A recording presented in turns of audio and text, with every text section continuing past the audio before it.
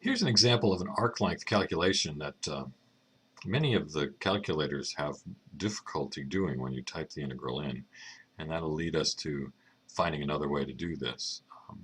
So I've got y is the square root of x, so the derivative, y prime, would be 1 over 2 times the square root of x. And, you know, the straightforward arc length calculation is that the arc length is the integral from my starting point to my ending point. I want to do the square root from 0 to 4. So then I need 1 plus the derivative squared. So I've got 1 over 2 root x squared times dx. Okay. Um, well, uh, this doesn't look too bad. Enter 1, 0 to 4 of the square root of 1 plus 1 over 4x dx. And when I type that into my calculator and ask it to do it, it actually sits there and thinks for about 30 seconds to a minute. It takes quite a while, and it comes up with an answer that looks like 4.6467788186. And I've actually seen some people where the calculator just keeps thinking, maybe not this particular problem, but one very similar to this, where it just keeps thinking and thinking and thinking, and finally the calculator comes back and said, error, tolerance can't be reached, or something like that. It's like, what the heck is this? Um, what's the problem here? Well, it turns out that the problem is actually this derivative having the x in the denominator, and we're evaluating between 0 and 4. That 0 being plugged in for x is problematic, and it makes it so that the calculator's got to work harder to make sure it's got enough precision here, enough decimal places of accuracy. It really comes down to that at 0, this square root function has a vertical tangent line. Anyway, so then there's a question of, well, can we do this another way, particularly if our calculator didn't even give us an answer? At least mine did. It gave me this answer. The answer is yes. We can, instead of thinking of this as y as a function of x, we can think of it instead as x as a function of y. We can say, oh, look, solve for x. X is equal to y squared. Then I think in terms of that ds being the square root of dx squared plus dy squared, and I factored out the dx squared. Actually, I think I did it with delta x's, but on the very small, it would look like this. Rather than factoring out a dx squared, let's factor out a dy squared. So it looks like dy squared times dx squared over dy squared plus 1.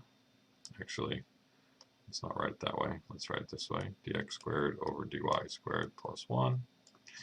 Then the dy squared comes out as a dy, and I'm going to write that as dx dy in parentheses squared plus 1 under the square root with a dy on the outside.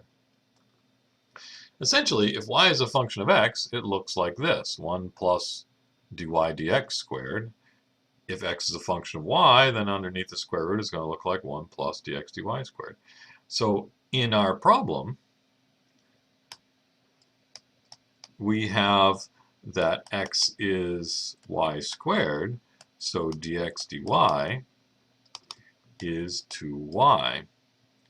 And my arc length now looks like an integral of the square root of 1 plus 2y squared dy, and now this is an integral with respect to y, so I've got to say what values of y am I interested in. So I'm going to scroll back up here and say, well, the x's went from 0 to 4, so the y's go from 0 up to the square root of 4, which must be 2. So my y values are going from 0 to 2. That's what I'm going to put on this thing, 0 to 2. And this, it turns out, is a much nicer integral to deal with. And when I ask my calculator to do this, instead of dividing by that 0, which I had before, now it's up here in the numerator, which is no problem. So I'm just trying to type this in here. 1 plus 4 y squared. I'm using x in my calculator, and I just cleared it. So once I finally get it typed into my calculator and press enter, it in very short time calculates that this arc length is 4.6467833762. And I compare that to the last answer. Can I see them both at the same time? 7.67.